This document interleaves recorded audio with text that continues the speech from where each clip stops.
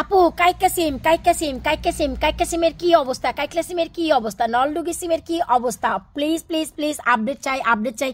কি খাদ্য দিচ্ছেন, কি যত্ন দিচ্ছেন, প্লিজ আপডেট দিবেন। আসসালামু আলাইকুম, কেমন আছেন আপনারা সবাই? আলহামদুলিল্লাহ, আমি তো অনেক ভালো আছি। আশা রাখছি আপনারা সবাই ভালো আছেন। আমি তো ভেবেছিলাম এই কাইক্লেসিম বুঝি আমার একাই পছন্দ। না রে ভাই, আমার লাভলি ভিউয়ার্সরা আমাকে মাথা নষ্ট করে ফেলছে যে আপু আপনার কাইক্লেসিম গাছের কি অবস্থা, এটা কি সিম দিয়ে স্টপ হয়ে গেছে না মরে গেছে? কারণ আপনার কাছে 3টি বীজ ছিল, 3টি বীজই লাগিয়ে দিয়েছেন। আমাদের সাথে এই বছর এই বীজটি শেয়ার করেননি। আমার অভিজ্ঞতার সাথে আসলে আমি এই 3টি বীজ লাগিয়েছি। যারা একদম নতুন আজকে ভিডিওটি দেখছেন তাদের জন্য ছোট্ট একটি আমি ওভারভিউ দিয়ে দিচ্ছি। আমি এবছর জানুয়ারিতে যখন হাঁসলো যাই তখন খাওয়ার জন্য এই সিমটি নিয়ে আসি আলু দিয়ে, আর এই সিমটি দিয়ে আমি বিচি সিম দিয়ে কাইকলে সিম দিয়ে একদম মানে গাতিয়ে তারপরে হচ্ছে যেটাকে ডোলে তারপরে শুকনা মরিচ দিয়ে বাগার দিয়ে খাবো। সেখানে একটি সিমের ভিতরে আমি আধা কাঁচা কিছু বীজ পাই, 5টি বীজ শুকিয়ে রাখি এবছর ট্রায়াল দেওয়ার জন্য। 3টি ট্রায়াল দিয়েছি, আলহামদুলিল্লাহ সফলতা পেয়েছি। তো যাই হোক, যারা নতুন তাদের জন্য বলে দিলাম, আর যারা পুরনো মাথা নষ্ট করে ফেলছেন চলেন তাদের জন্য বলে দিচ্ছি যে কি খাদ্য দেওয়ার পর আবারও নতুন করে এ গাছে ফুলের সন্ধান চলে এসেছে। আলহামদুলিল্লাহ, এই যে দেখতে পাচ্ছেন আমার 10 ইঞ্চির পটে আমি 3টি মাত্র বীজ দিয়েছি, আর 3টি গাছেই দেখেন কত পরিমাণ। আলহামদুলিল্লাহ, আল্লাহর অশেষ মেহেরবানি। আমার এত খেতে ইচ্ছা হয় আলু দিয়ে, আমি এই সিমটি খাবো ভাজি করে, কিন্তু পারছি না। কারণ হচ্ছে টার্গেট বীজ করব। সবাই আমাকে সাপোর্ট করেছে, আপু প্লিজ আপনি খাবেন না, প্রতিটা সিম থেকে আপনি বীজ করেন, কারণ আমরা এবছর না পেলেও জানি 2026-এ আপনার কাছ থেকে পাবো যদি আল্লাহ পাক আমাদের বাঁচিয়ে রাখে। তাই প্লিজ আপু আপনি খেন না। কিন্তু এক আপু বলেছে, আপু এত কষ্ট করে আপনি জোগাড় করেছেন, আপনার রুহুতে যেহেতু চাচ্ছে, আপনি এক কাজ করেন, আপনি না খেয়ে নেন কিছু, তারপর বাকি যা থাকে বীজ করবেন। কিন্তু এটা শুধু একটা আপু বলেছে, তাই চিন্তা করলাম যে না ঠিক আছে, আমি লাভলি ভিউয়ার সবার জন্য বীজ করি, তারপর হচ্ছে আপনাদের মাঝে বিলিয়ে দিব। আমি যদি রিজিকে থাকে আরও ঝাপলালো যদি হয় কিছু খাবো, 2-3টি সিম আমি খাবো ইনশাল্লাহ। আর তাছাড়া হচ্ছে বীজ কিন্তু আমি পোক্ত হলেই রেখে দেই, শুকিয়ে কাঠের মতো করকরা করি না। তো যখন পোক্ত হবে বীজ বের করে এই যে উপরের আঁশ সেটাও আমি খেয়ে নেব, আমার কোনো সমস্যা নেই।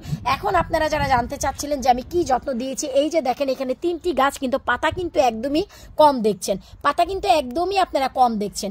কারণ আমি কিন্তু সবার শুরুতে যে যত্ন দেই সেটা হচ্ছে উপরের নিচে যে পাতাগুলো থাকে, আমি কিন্তু এভরি 2-3 ডেজ পর সেই পাতাগুলোকে কেটে দেই। এই যে দেখেন পাতাগুলোকে কেটে দিই।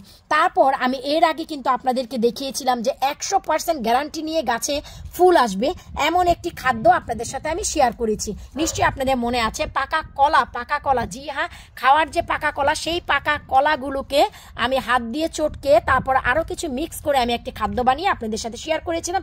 সেই খাদ্যটি আমি আবারও দেই, দেখেন 5-6 দিন আগে আবারও নতুন করে এই যে এখানে আপনার সিমের কলি আসে, আবার এই যে দেখেন উপরের দিকে আবার এসেছে, এই যে সিমটি মাত্র বের হচ্ছে, এই যে তারপরে এই যে দেখেন আবার ছোট্ট একটি গাছে, এই যে দেখেন ছোট্ট একটি গাছে দেখেন আবার নতুন করে এই যে দেখেন আমি কিছু পাতা ছাঁটাই বাছাই করে দিচ্ছি। নিচের দিকের পাতাগুলো এই যে আমি আপনাদেরকে সাথে নিয়ে, কারণ নিচের দিকের পাতাগুলোর একদমই কোনো দরকার নেই, এরা হচ্ছে ওয়াটার সাকার বলা চলে, শুধু এরা এনার্জি খাবে। এর মানে এই না যে সব পাতা ছিঁড়ে ফেলবেন, গাছ কিন্তু ভাই পাতার সাহায্যেই তাদের খাদ্য শোষণ করে।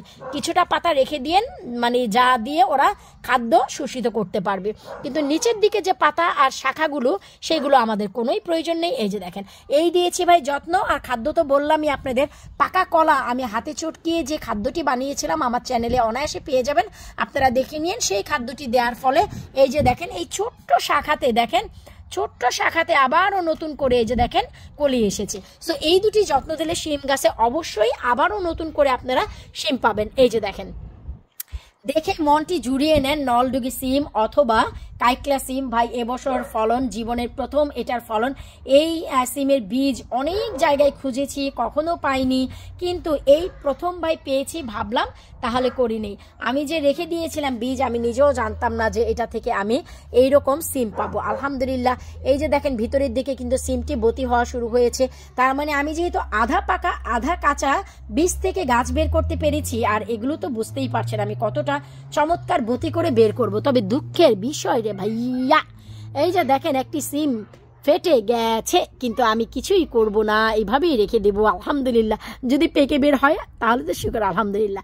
এটা শিমের জাত, যখন কাইকলা শিম যখন একটু বেশি বতি হতে থাকে না, তখন এই যে মোটা হয়ে যায় আর পেট দিয়ে চিড়ে যায়, ঠিক এভাবে। তো এই হচ্ছে ভাই, আপনারা যারা জানতে চাচ্ছিলেন কাইকলা শিমের কি অবস্থা, এই হচ্ছে বর্তমান আপডেট। অন্যান্য খাটো জাতের সিমের কি অবস্থা তা জানতে চেয়ে অনেকে প্রশ্ন করেছেন, ইনশাল্লাহ আপনাদের সাথে সেটাও শেয়ার করব। আমার সফলতাগুলো আপনাদের সাথে শেয়ার করতে পারলে আমার অনেক ভালো লাগে। ওই যে দেখেন আমার লাউয়ের মাচায় ছেলে ফুল মেয়ে ফুল দুটাই চলে এসেছে। নিশ্চয়ই এর আগে ভিডিও দেখেছেন। তো বিদায় নিচ্ছে আজকের মতন, আল্লাহ হাফিজ।